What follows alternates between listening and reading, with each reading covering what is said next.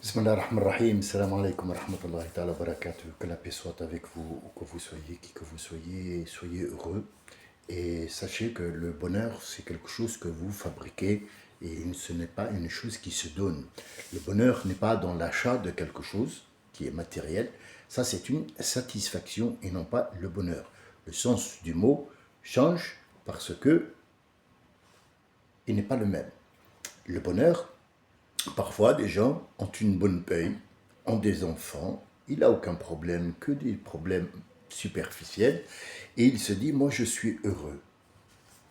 Est-ce que c'est vrai? Est-ce que c'est pas vrai? Comment peut-on le qualifier de quelqu'un qui est heureux selon ses dires à lui, parce qu'il a une maison et est-ce qu'il est heureux? Il est heureux, je dis moi qu'il est satisfait. Il est satisfait de lui, et il est convaincu qu'il peut satisfaire ses besoins juste parce qu'il a de l'argent. Est-ce que c'est un bonheur? Il y a un virgule quelque chose de bonheur parce que peut-être qu'il aime sa femme, peut-être que ses enfants. Quelqu'un qui est heureux, c'est quelqu'un qui n'est pas dans le besoin. Mais lequel? Parce qu'il y a des gens qui n'ont absolument rien, mais ils sont heureux. Venons décortiquer le mot heureux pour que vous sachiez comment devenir heureux. Ça ne s'achète pas. On ne peut pas aller sur un tuto de quelqu'un qui va vous dire « Allez, je vais vous rendre heureux, maintenant je vais vous montrer la loi de l'attraction. » Je l'ai vu, il y a tout un commerce derrière tout ça. Oui, il faut, je ne sais pas quoi, et toujours se relier à la matière. Donc pour eux, le bonheur, c'est avoir, c'est posséder. Or, posséder, c'est une responsabilité et une satisfaction. Ce n'est pas le bonheur. Le bonheur, c'est ne pas avoir à penser à tout ça. Avoir une responsabilité, bien sûr que oui. Du moment que tu es vivant, tu as une responsabilité. Notre prophète, alayhi salam, il dit, il n'y a pas un seul enfant qui sort du ventre de sa mère qui est Yahudi, ou bien juif, ou bien catholique, ou bien je sais pas quoi. Non, il sort décoffré. Il est vide de chez Monsieur Vide. Qui le rend alors indien ou hindou, ou je sais pas quoi? C'est ses parents. Ses parents qui vont le rendre. D'accord. Donc ici, on ouvre un autre problème, c'est le problème de ce mixage de culture. Est-ce que, mais bon, c'est pas notre sujet de conversation aussi, et je vais pas aussi aujourd'hui expliquer le bonheur. On essaie un petit peu de faire une petite brèche et le mettre de côté pour que vous ayez quelque chose sur laquelle réfléchir. Vous mettre vous-même. Vous avez besoin de personne. Vous avez juste la personne qui va être le moteur principal, qui va vous dire tu tournes, voilà, c'est démarré. Maintenant, c'est à toi de conduire, le volant est dans ta main, c'est ta vie, tu n'as pas à être influencé par quelqu'un.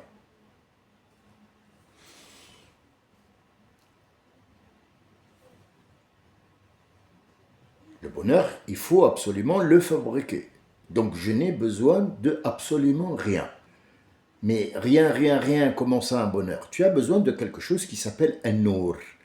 Et nous, on a maintenant aujourd'hui, là, à ce moment, on a le nom d'Allah An-Nour, que j'ai expliqué plusieurs fois, mais les gens n'ont pas, peut-être que j'étais un petit peu évasif sur le sujet, mais je vais essayer aujourd'hui de faire comme on a fait hier et avant-hier, la simplicité dans les images que je donne pour que chacun de vous puisse comprendre le mot Nour.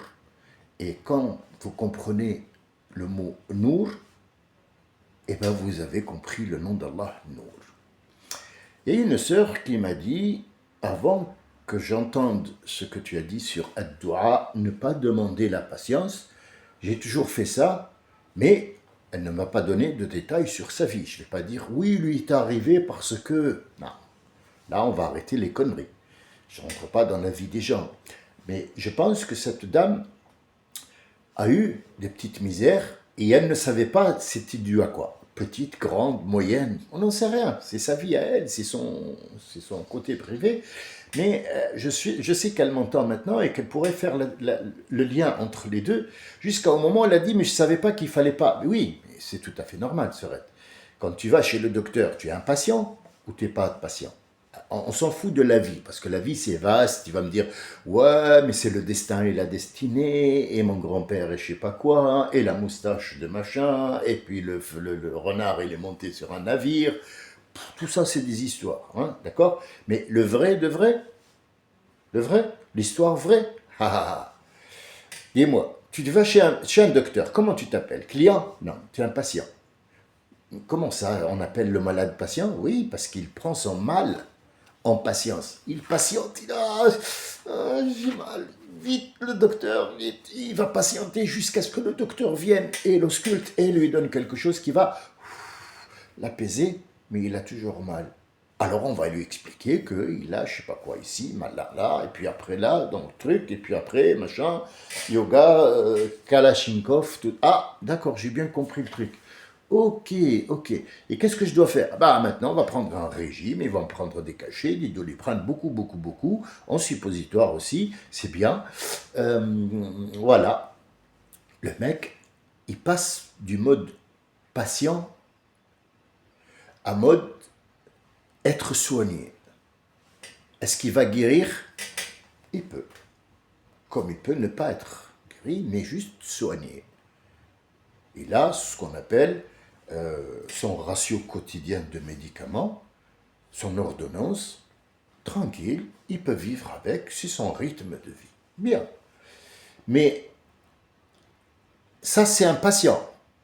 Donc, il va demander cette patience que Dieu l'aide, ou que Bouddha l'aide, ou que Hitler, ou j'en sais rien de qui il demande à lui, mais pour moi, c'est Allah Azzawajal, qui va m'aider à supporter ça. D'accord. Mais quelqu'un qui n'est pas patient, il va voir le docteur pour faire quoi? Il va à l'hôpital pour faire quoi? Bonjour, je demande à être patient. Ah, mais monsieur, vous n'avez pas de maladie, hein? Bah, mettez-moi aux urines, hein. Allez, vas-y. Mets-moi le... Ouais, ouais, non, mais vas-y, hop. Ah, vous venez pour le vaccin, pour qu'on vous mette le vaccin? D'accord. Pfizer ou peu importe, une maladie. Merci, merci. Voilà, j'ai demandé la patience, on me l'a donné. Qu'est-ce qui s'est passé là? D'un coup, elle s'est illuminée. Ah merde. Ah oui, donc si je ne suis pas patient, je n'ai pas à demander de la patience, mais j'ai besoin d'aide. Oui. C'est ah d'accord, le sens du machin. Ok, d'accord. Comme par exemple quelqu'un qui a une voiture, ne connaît pas, on lui a donné une clé, on lui a dit viens. Alors il va faire le tour, tout le tour. Le tour. Il ne sait pas quoi faire avec ça. Il ne sait pas. Comment je... Il faut mettre les clés dans la serrure. Ah, d'accord. Ah ouais. Ouais, là, et puis après, il faut mettre la clé dans le truc. Tourne, mettre... Ah, tu vois, elle a démarré. Ah, oui. Elle lui-même va donner ce conseil à un autre. C'est un exemple bête, très bête. Pas aussi bête que ça. Parce qu'il dit voiture maintenant avec une carte. Elle approche la carte, digitale, la voix, tout ça. Ça s'illumine.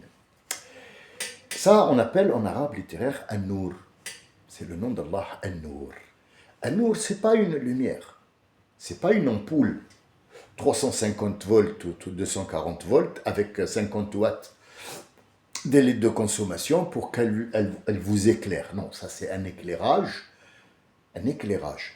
C'est pas si vous voulez, le cernage de comment ça fonctionne cette ampoule.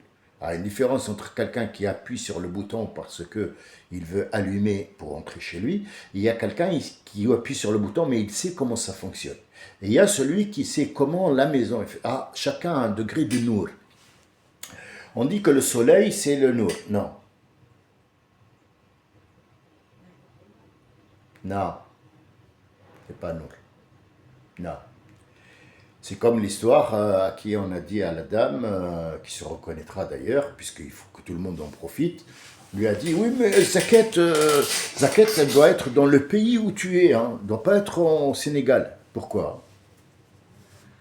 C'est des chèvres au Sénégal, c'est des êtres humains ou pas? Ouais. Et donc, pourquoi? Qui a dit que quel dieu a dit qu'il fallait pas faire l'aumône en Inde? Qui?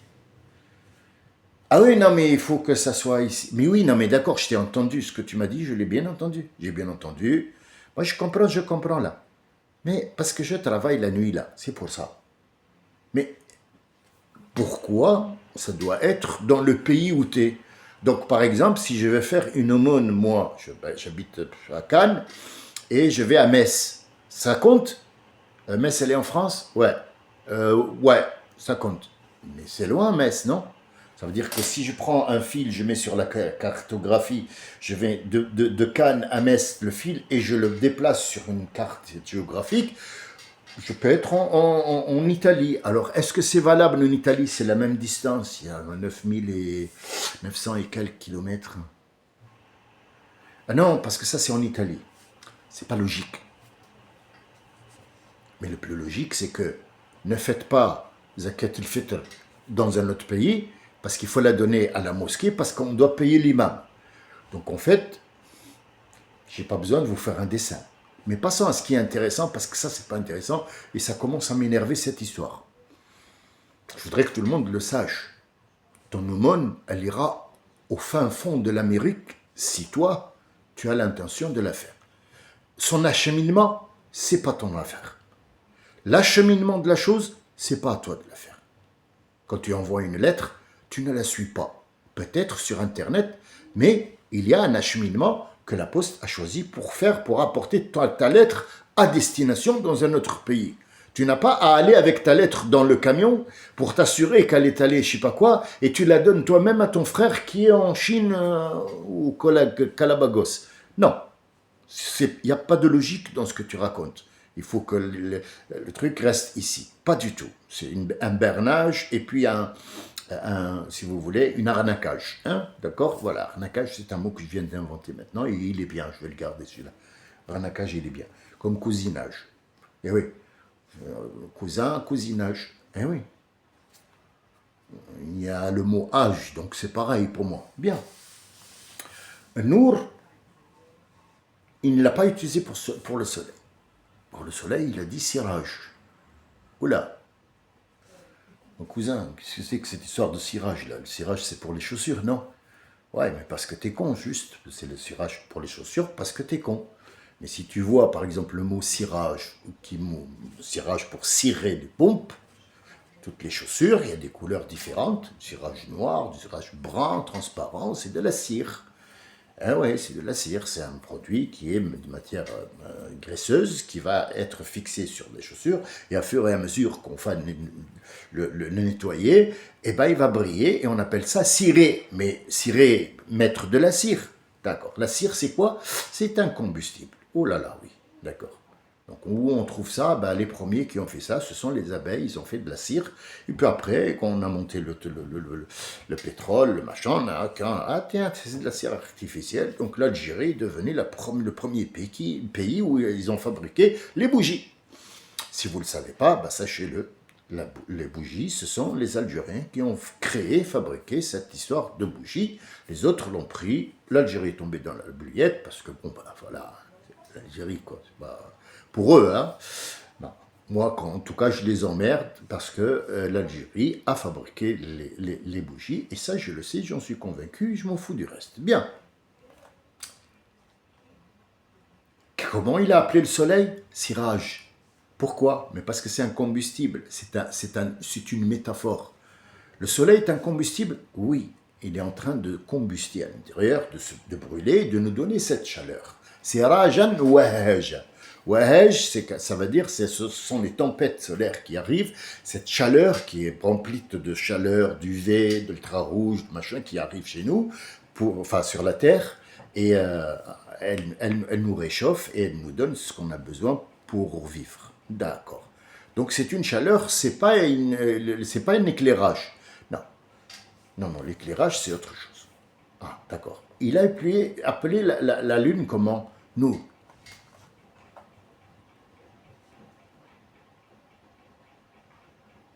Qindil, une lanterne.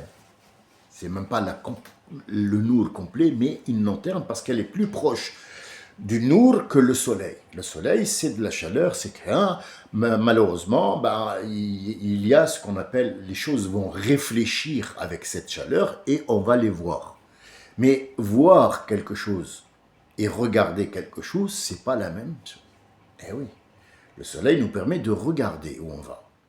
Mais comprendre et voir ce qu'il y a au-delà, voir la métaphore, il faut un nour. Donc Allah, il parle des croyants et il nous dit Ya ayyuhalladhina amanu. Cette croyance-là, qui peut aller dans ce qu'on a dit au début, le bonheur, ou alors comprendre ce que c'est nour, ou comprendre pourquoi les gars, ils ont dit non, zakat, elle doit rester ici. On a compris, ça s'appelle une sorte de nour. Cette nour-là, il n'est pas encore complètement expliqué. Laissez-moi juste vous donner un petit peu les piliers pour qu'on puisse mettre le plat et commencer à manger. Allah, il dit, Al-Mu'min, le croyant, voit avec le nour d'Allah. Comment ça un croyant il voit? Et c'est qui d'abord le croyant pour qu'on sache?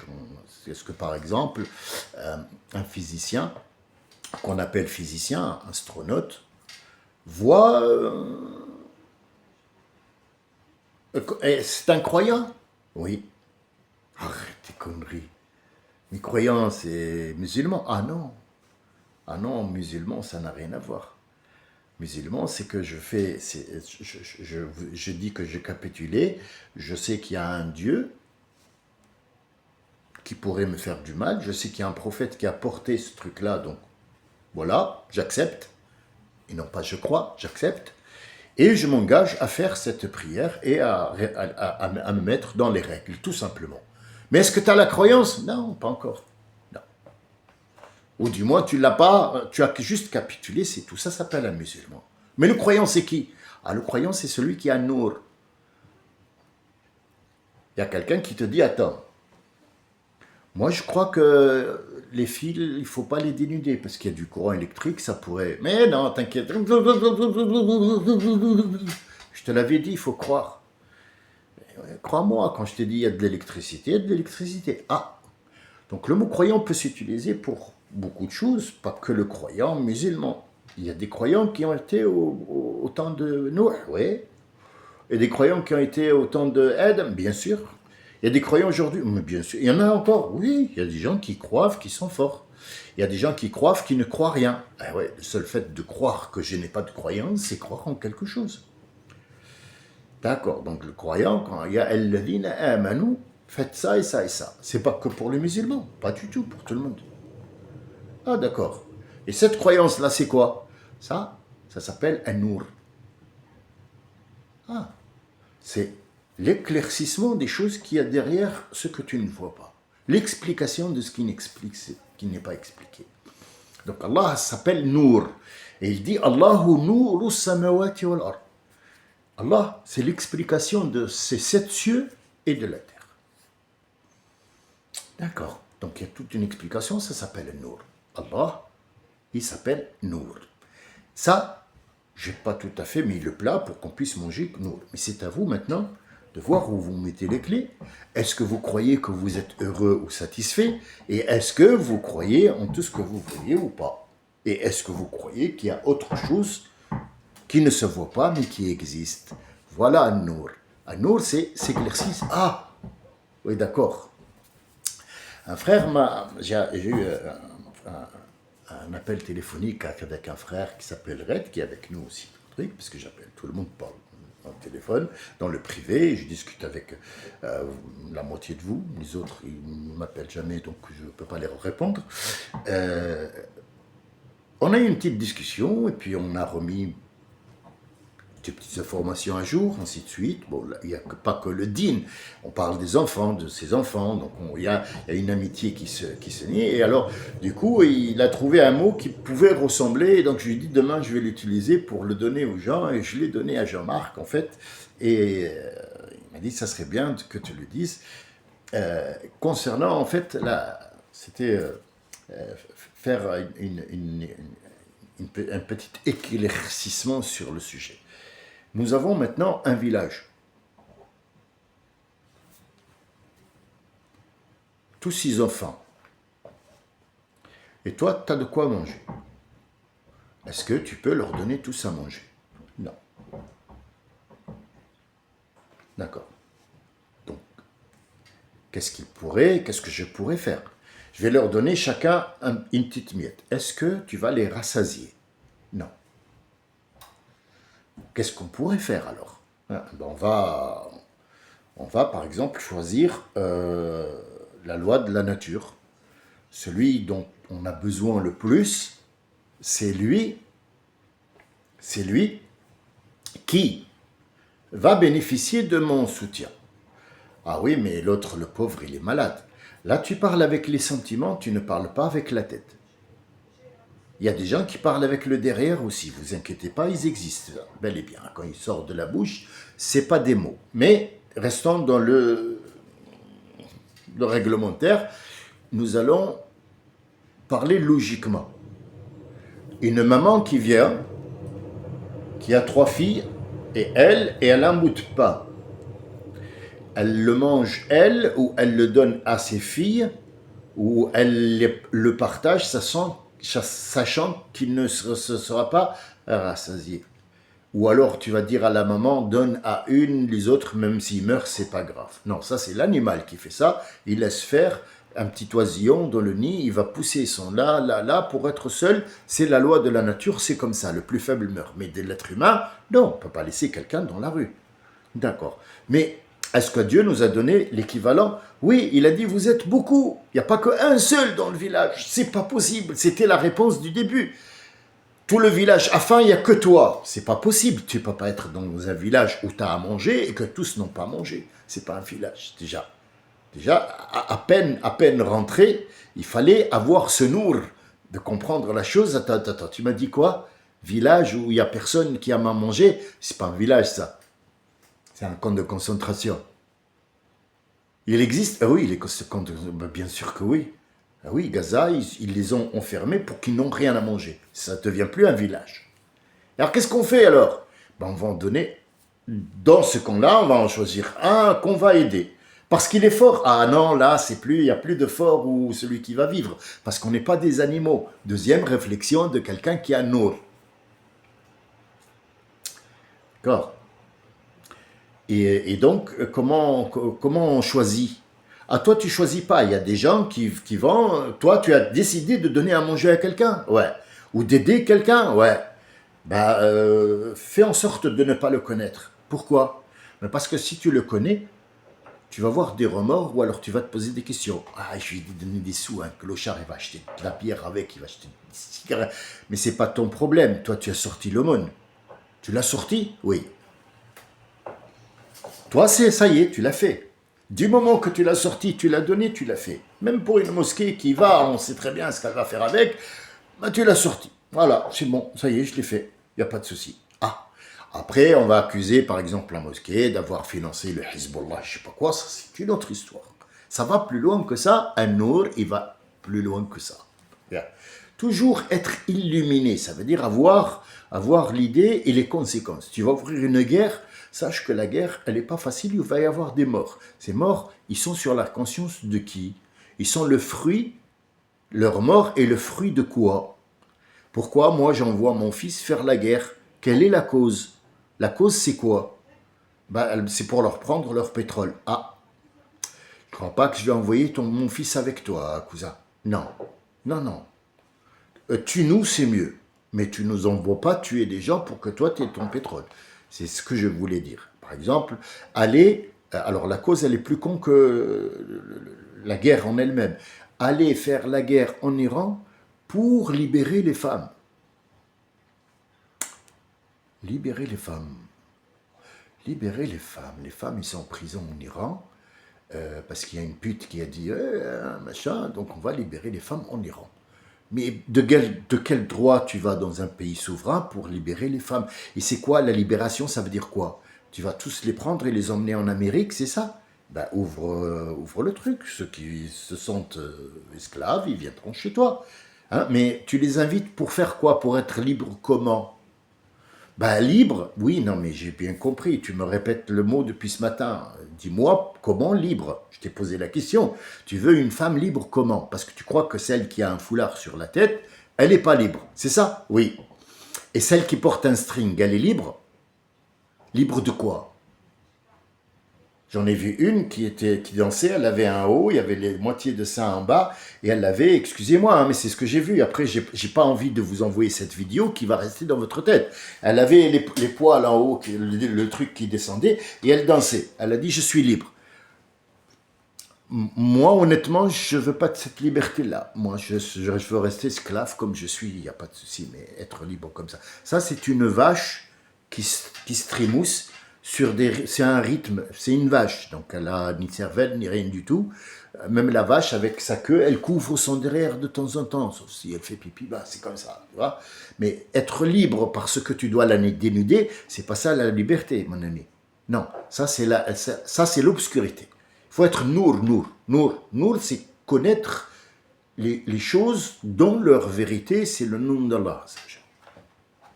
Et donc, on a discuté, puis on est arrivé à un certain moment pour dire qu'il y a eu un feu.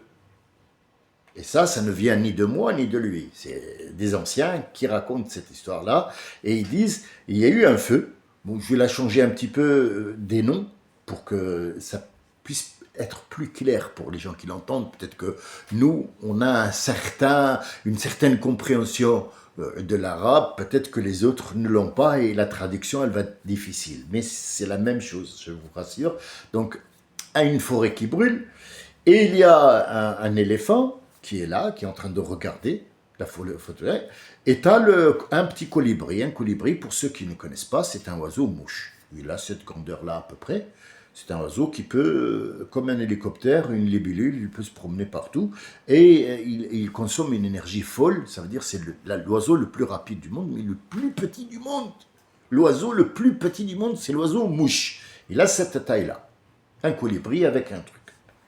Alors, il est allé chercher un petit peu de nectar et il crachait sur la forêt. Alors, l'éléphant, il était mort de rire. Il a dit, mais qu'est-ce que tu es en train de faire là? Tu crois qu'avec ta goutte, là, tu vas éteindre le machin? Sachant que l'éléphant, il pouvait aussi faire, prendre et faire. Alors, le but, c'était pas d'éteindre. C'est le colibri qui va informer l'éléphant pour lui dire, moi, je vais pas éteindre là le truc. Mon intention, c'était pas d'éteindre. Moi, j'ai fait ma part. Et toi, t'as fait ta part? Comme étant un éléphant? Parce que le but, c'est pas de faire vivre ces gens. Si tu leur as donné à manger, ça veut dire que toi, une fois, tu as donné à manger à quelqu'un, c'est bon, ça y est, il va vivre à 80 ans. Avec le morceau de pain que tu lui as donné. Réfléchis un petit peu. T'es un colibri ou un éléphant?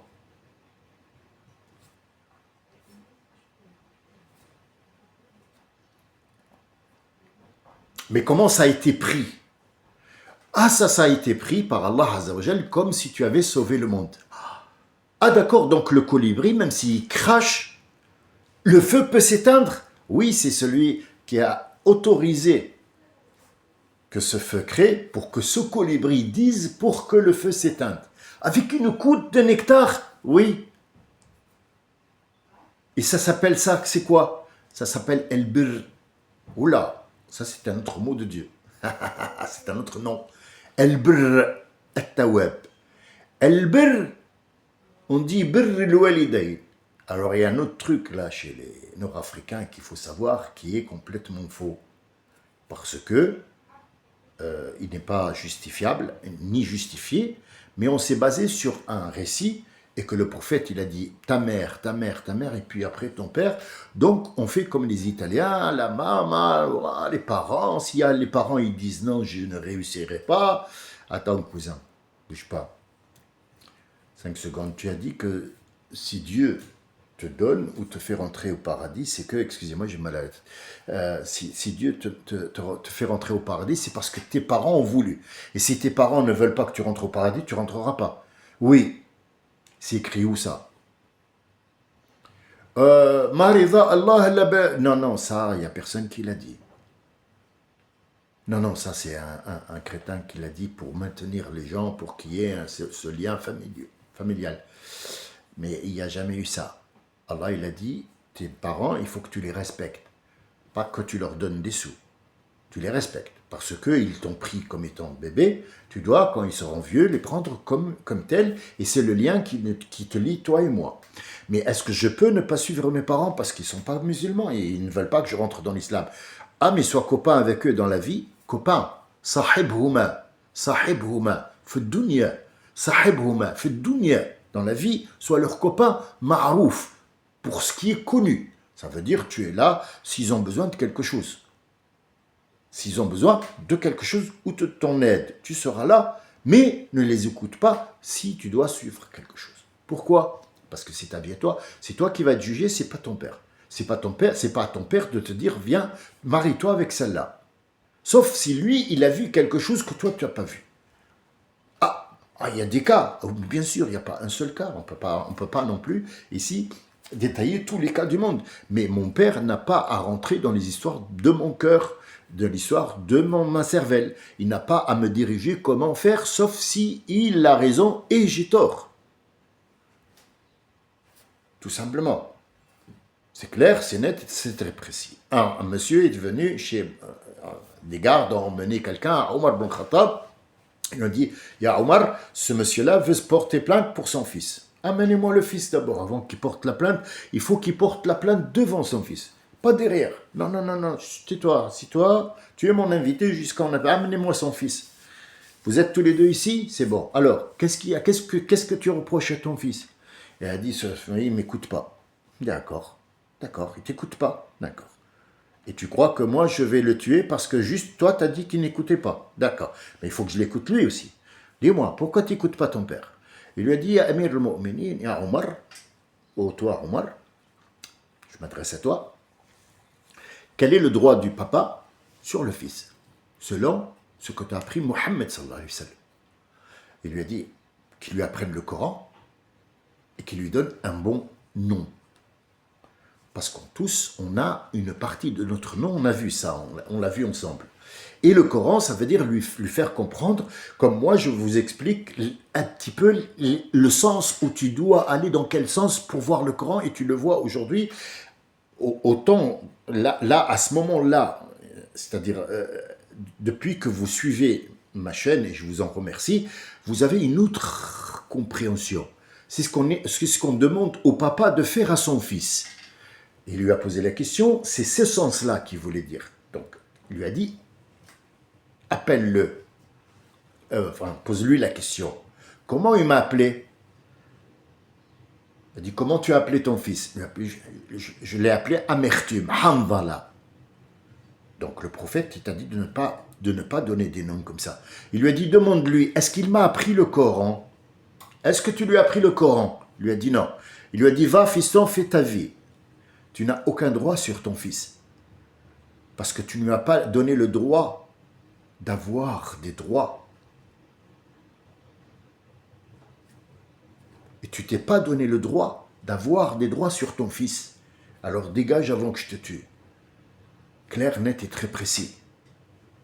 Tuer, pas tuer dans le sens sanguinaire. Les musulmans, comme dirait l'autre juif, il a dit, enfin c'était pas un juif, c'était un catholique. C'était si vous voulez, un père, un prêtre qui était en Syrie, qui a dit si les musulmans étaient sanguinaires, comme vous le dites, il n'y aurait pas un seul catholique ni un seul juif depuis le temps sur terre. Ils auraient tout exterminé, mais ils sont pacifiques. C'est pour ça qu'ils sont toujours là. Ils n'ont pas le droit de tuer, mais de respecter l'autre peuple. Nous reprendrons cette discussion, Inch'Allah, après l'iftar. Je vous remercie de m'avoir suivi. Salam alaikum wa rahmatullahi wa barakatuh.